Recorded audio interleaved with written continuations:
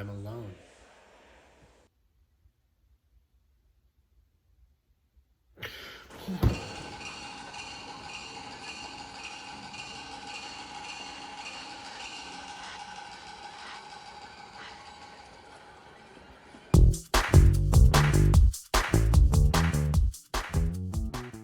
Hey everybody, real quick before we get started, if you're liking my videos so far, please like, subscribe, hit that notification bell so you know exactly when I put these videos out. And if there are any movies that you want me to review, write them in the comments below, or if you're a friend, just go ahead and text them to me. I don't care. Gives me something to read at night. Now, I know it's the beginning of November, and I said that for Halloween season, October, I was going to try and get, like one or two more Halloween type movies in there. Well, like the day after I said that, our power went out. So I've had to set up shop here in the basement of my friend's brother. And I mean, it's really nice. It's really nice. It's an entire house. It's like a 4-bedroom house, and he's like 2 years younger than I am. But he never lived in LA, so it's fine. I don't even care. I don't know where Tartuffe is today. I haven't seen him in a while. Our lights went out. I heard a big kind of like bang, and then I just started seeing a candle float around by itself. I don't know.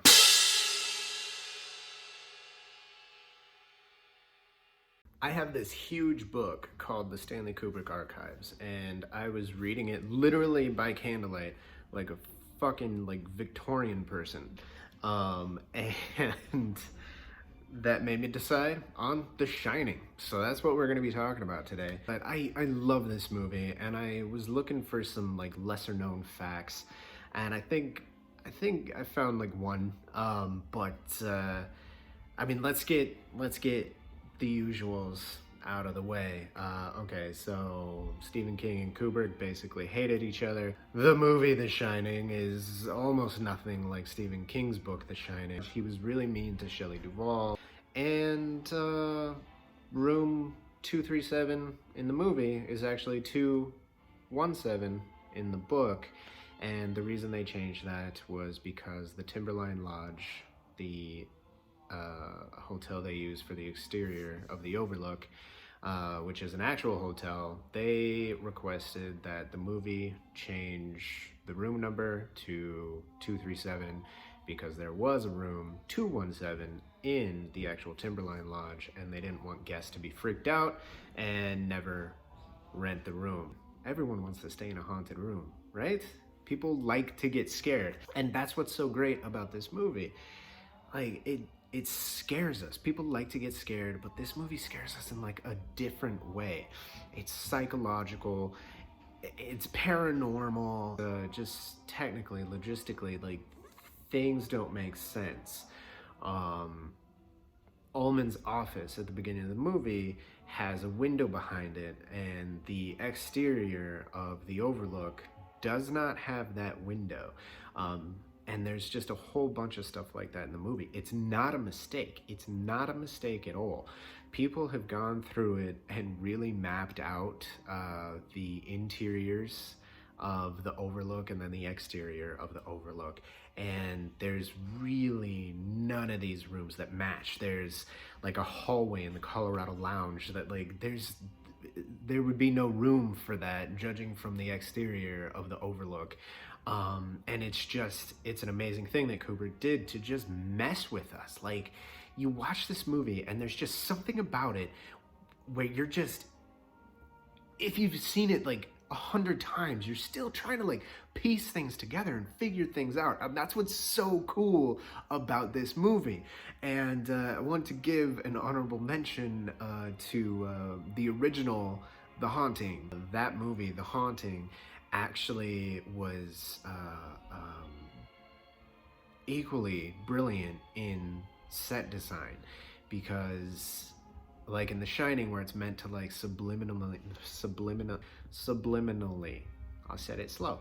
The Shining is subliminally set up to mess with our minds, and so was The Haunting. The entire house was built with slightly weird angles, like on the walls, the entire room, they were slightly built askew, just to give us sort of this, like, almost like a vertigo feeling while we're watching the movie, just kind of like what's going on. So not only in The Shining are we trying to piece together how the rooms and everything make sense, we're trying to piece together the psychological and the paranormal and what the hell is going on, right? And like I said, I've seen it 100 times, probably more, and there's always that feeling every time I watch it of just like trying to piece things together, and it's so wonderful, and that's why I've seen it so many times.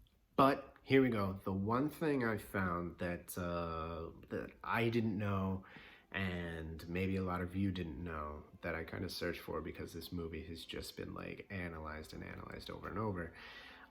When Jack is waiting in the lounge for Ullman to call him in at the beginning of the movie, Jack is reading a magazine while he's waiting, and the magazine is Playgirl.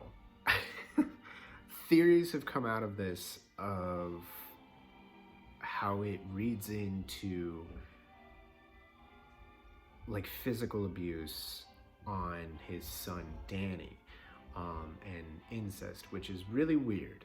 But this theory is has cultivated because in that particular issue of Playgirl, there is an article about incest.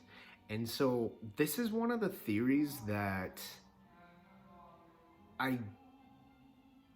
I'm almost convinced to believe, because what hotel would have a Playgirl in the waiting room, right? So that's definitely not an accident. Like, that was put there by Kubrick for some reason, and this reason makes sense. There's that one scene where Jack is holding Danny on his lap, and there are moments where it's just like, this is really creepy in a certain kind of way, and this maybe backs that up. I could totally believe that theory.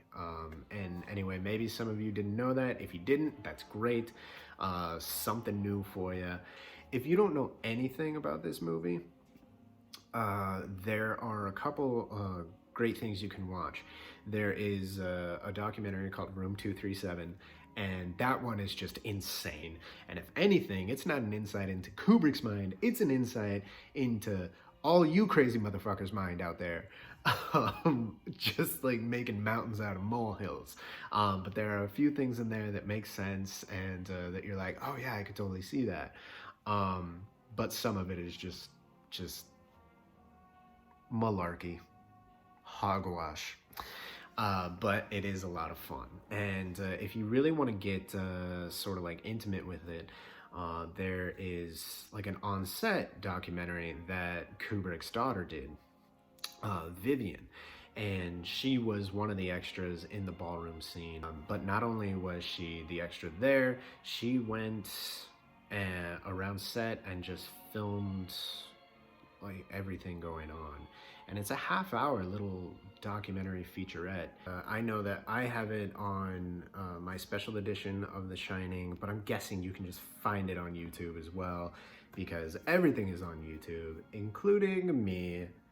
So please like, subscribe, and hit the notification bell. Was that a bad segue? I feel like it was a bad segue, but please subscribe. It would really help me out.